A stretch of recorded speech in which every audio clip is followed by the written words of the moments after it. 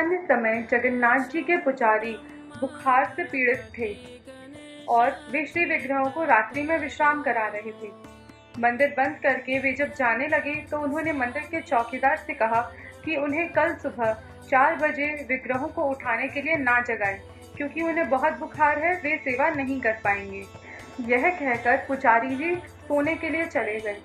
जब पुजारी जी सो रहे थे तो उनके स्वप्न में जगन्नाथ जी आए और उन्होंने पुजारी जी से कहा कि तुम मेरी पूजा क्यों नहीं कर रहे हो।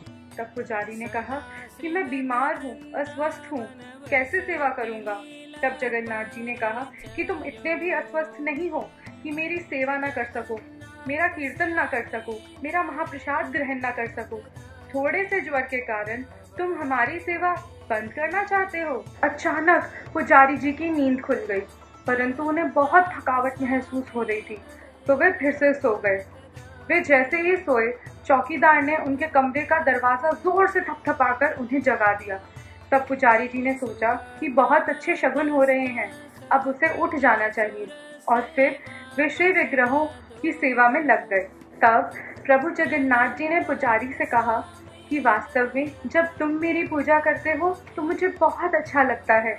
जो दूसरा पुजारी है वह हमारी सेवा सावधानी से नहीं करता, वह कभी कभी हमें पिन की नोक चुभो देता है। तुम ये चादर हटाओगे तो एक निशान पाओगे। और जब पुजारी ने जगन्नाथ जी के कहे अनुसार वो चादर हटाकर देखा तो पुजारी ने पाया कि जगन्नाथ जी के हाथ पर एक खून का धब्बा है। दूसरे समय पुजारी जी जगन्नाथ जी के श्री विग्रह को श्रृंगार कर रहे थे और वे उन विग्रहों को 3 हाथ पहले से पहना चुके थे और चौथा हाथ पहनाने वाले थे। तभी वह चौथा हाथ भूमि पर गिर पड़ा।